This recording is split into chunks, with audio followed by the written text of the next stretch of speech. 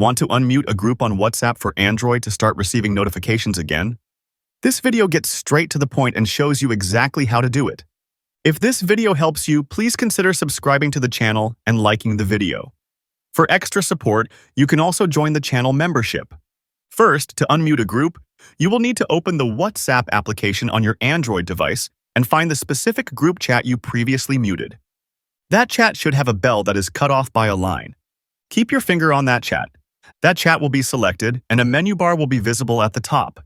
Tap on the icon with a bell to unmute notifications for someone.